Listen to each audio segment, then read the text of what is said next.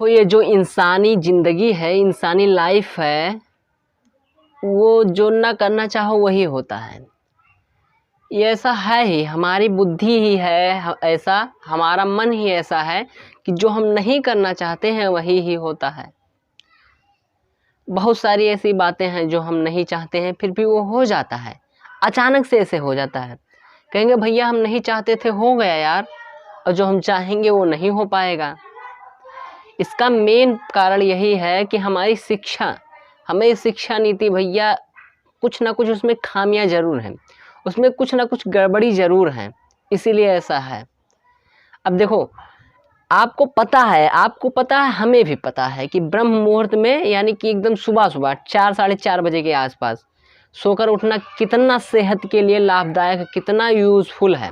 आपको भी पता है, हमें भी पता है, लेकिन सोकर उठता कौन है? कोई उठता है? नहीं उठता है। क्यों? उसी टाइम भैया, उसी टाइम, ये मजे की बात यह है कि उसी टाइम पर और अधिक नींद आती है। अब बताओ, जब हमें उठना है उस टाइम नींद आती है, तो क्या आप हासिल करेंगे या क्या हम हासिल कर पाएंगे? कि जब जो काम करना है उसको नहीं करेंगे तो कुछ दिनों के बाद या कुछ क्षण के बाद करेंगे तो होगा? नहीं हो पाएगा। तो हमें भी पता है कि 4 बजे उठना यूज़फुल है, अच्छा है, ठीक है, फिर भी नहीं उठ पाते हैं। उसी टाइम पर अधिक से अधिक हमें नींद आती है, ठीक है। तो जो नहीं करना चाहते हैं हमारे साथ वही क्यों होता है?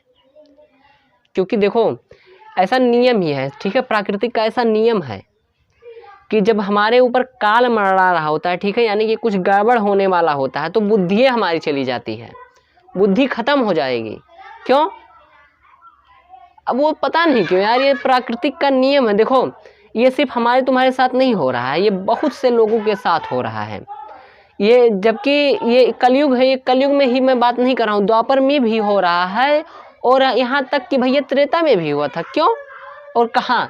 ये देखो, रावण था, रावण को कितने लोगों ने समझाया, कि आप राम जी से युद्ध ना करें, हार आप ही की होगी, मरेंगे आप, वध आपका होगा, और आपने गलत किया है। समझा? नहीं समझा। क्यों? क्योंकि उसको अपना अहंकार प्यारा था, ठीक है, वो मरना चाहता था इसलिए मरा। उसके कौन नहीं समझाया यार? उसके बेटे ने समझाया, उसकी पत्नी ने समझाया, उसके नाना ने समझाया, सब ने समझाया, फिर भी नहीं माना, मरा, ठीक है। तो ऐसा बुद्धि ही हो जाता है कि जब कहो कि ये नहीं करना है तो वही हो जाता है।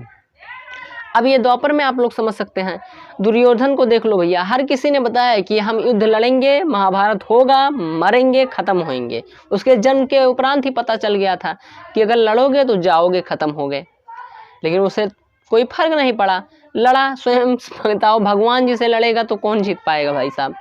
उसने लड़ा, हार उसकी भी हुई।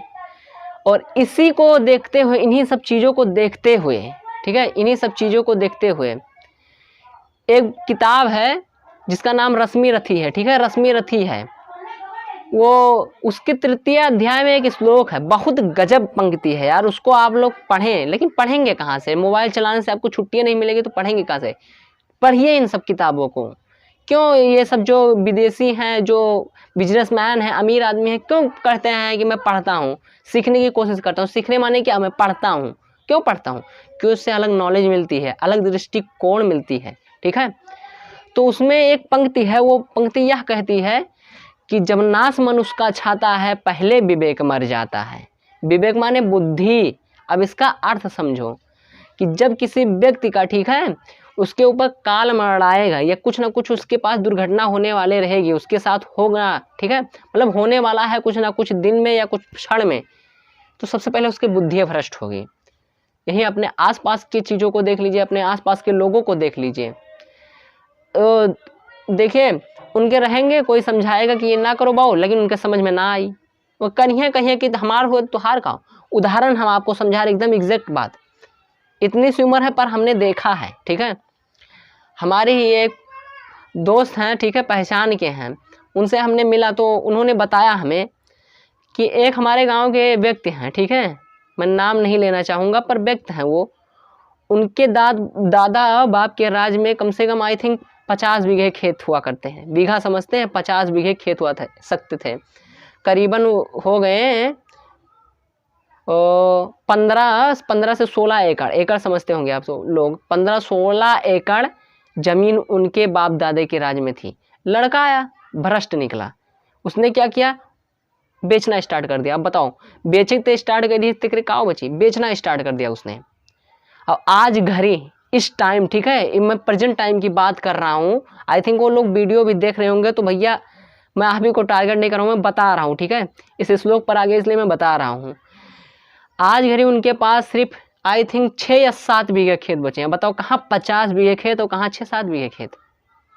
लेकिन ऐसा थोड़ा है कि उनको किसी ने नहीं समझा, नहीं समझाया।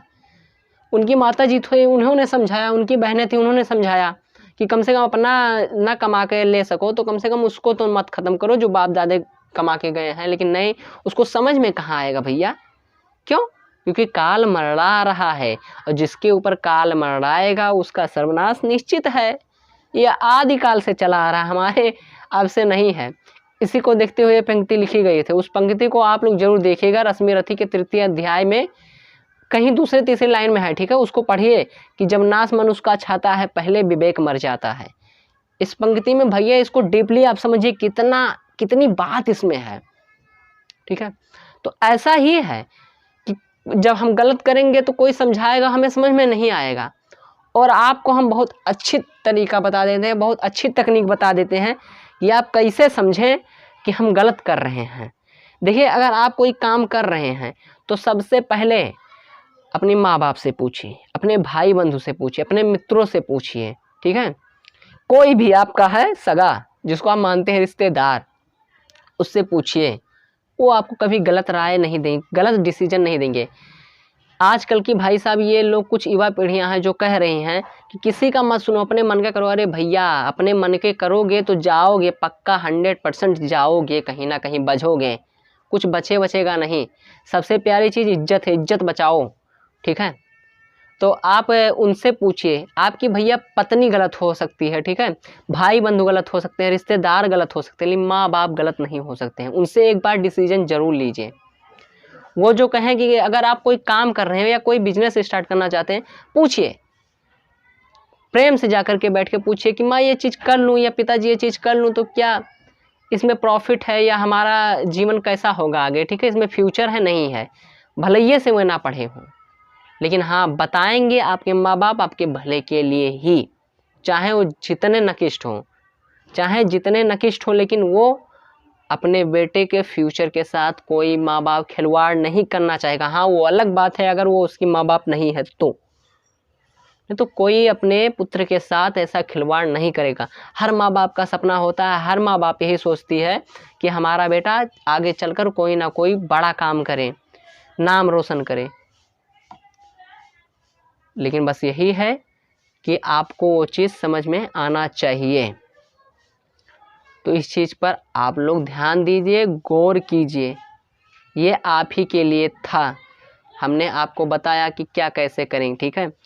और हाँ, ये तो है, ये बिंदास, ये बिल्कुल है कि गलत काम हम बहुत जल्दी सीख जाएंगे और अच्छा काम बिल्कुल नहीं सीख पाएंगे। देखो, अगर कोई तुम्हारे साथ है, ठीक है, गुटखा दारू शराब पियत है, तो तू उनके साथ हो तो तू पिए लगी हो।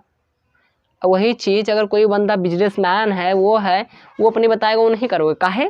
क्योंकि अच्छाई को सीखने में टाइम लगता है और बुराई तुरंत ही सीख में आ जाती है। अच्छा काम, देखो, अच्छा मकान, बेहतरीन मकान जो बनने में है बहुत टाइम लेगा, अधिकतम से अधिकतम टाइम लेगा। और घटिया एक बनाओ कोई झोपड़ा झपड़ा, तुरंत बन जाए। काहे? बुरा काम बहुत स्पीड से होती है, बुराई जितने है उतना ही स्पीड से होता है, अच्छाई को वक्त लगता है।